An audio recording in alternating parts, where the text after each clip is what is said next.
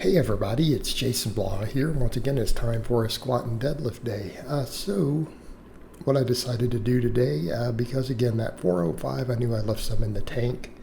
On my last workout, I decided to ramp up and then get to 405 and just take it to a pretty challenging set. I didn't want to take it obviously to failure, but I'm like, I want to get to where the reps are fairly challenging. So again, this is my little bit of warm up with 315. For those curious, I do one extra warm up before this.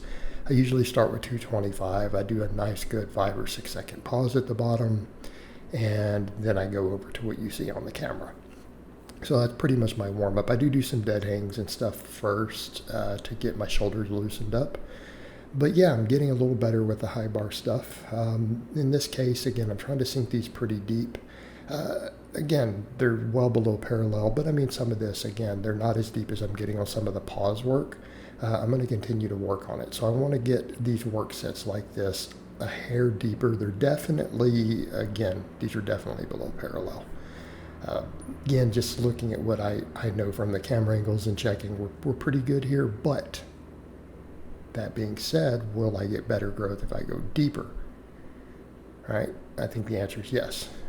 But I've got to get used to actually syncing it with reps. With the pause work, I've been able to get pretty dang deep on that stuff, but it seems like with the dynamic stuff, I'm not quite hitting the same depths I'm hitting on pauses. Again, I still want to point out it's below parallel, definitely below it, but I want to keep working on that. Again, it seems to be a little bit different when I get into the dynamic stuff, and I feel like it's a challenging weight. But I got 6 reps there, so I'm happy with that. So then I decided instead of doing a bunch of rep work, let me just do 3 nice long pauses where I count to about 12 seconds, which means it's probably going to be closer to 10. And then bring them up and push hard on the way back up. And I did this in place of rep work today because I got a good training response, I feel like, from the 405.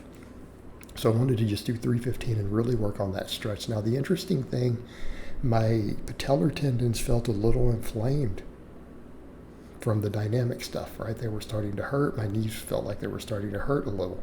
What's interesting is that the pauses take it back out. Okay? My tendons and knees were hurting after that 405. After the first pause, the pain completely disappeared. And that's something I'm noticing with a lot of this pause work, right? It seems to really take out inflammation. Also, I noticed on the very first one when I got down there, I felt a bunch of stuff crackle into place in things like my low back, hips, and everything. So again, I think there's a lot to be said for doing this pause work. The other thing is, again, the stretch-mediated hypertrophy.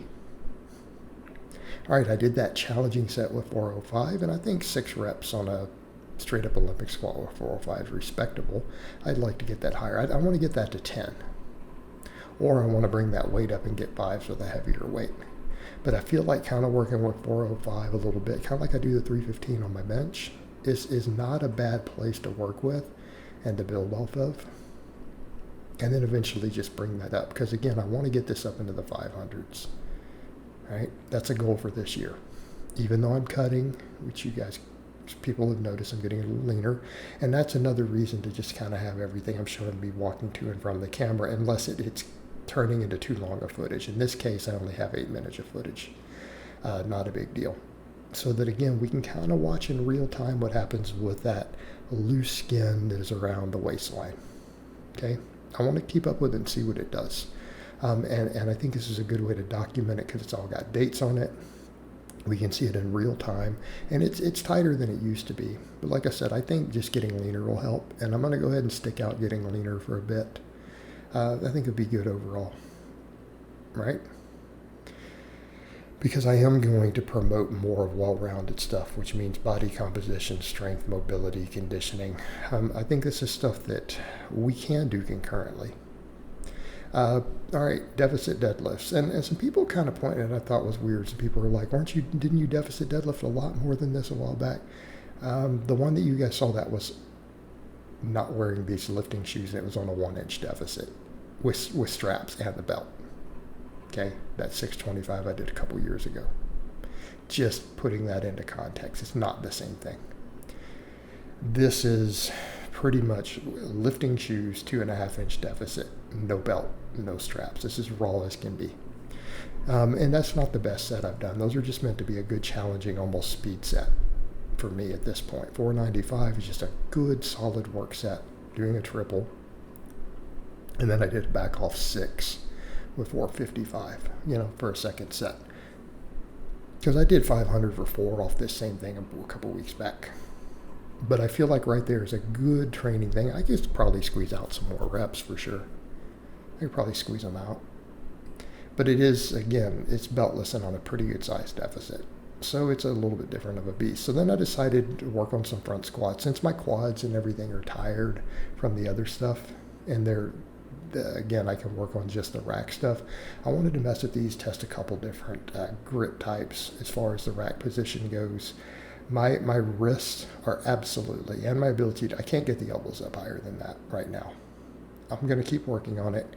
They really are the limit. So these are just almost a little bit of light work for the quads afterwards, because my legs are not limiting these front squats. So I tried that with a full grip over it. Then I pulled it into the fingers, and this felt a little better, but still my wrists are going to have to get stronger. That's another reason I'm doing all my pressing, benching, everything without wraps. I've got to get everything stronger. I need the wrist stronger. I've got to quit relying on crutches. Got to quit relying on crutches to lift more weight. I've got to just get strong. And if my wrists are weak on this stuff, then it's like, and I know that they can hurt just a little bit from the benching without it.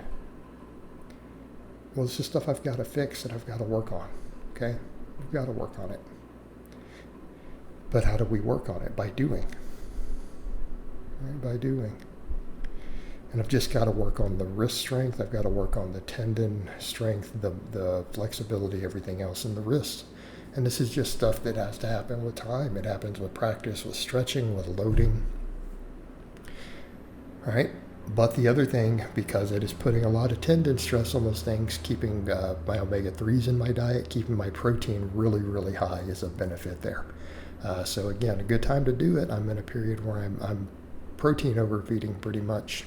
I think that's a great time to work on something like that. Why? Because that affects connective tissue. That's another thing that we have to talk about with protein intake. Everyone's like, how much to gain muscle? Well, that's well and good. But recompositioning, tendons, things like that are affected by larger amounts. Of course, then we finished up with like a 30 rep set of reverse hypers. Very happy with it. So I hope it's been informative, and I will talk to you guys next time.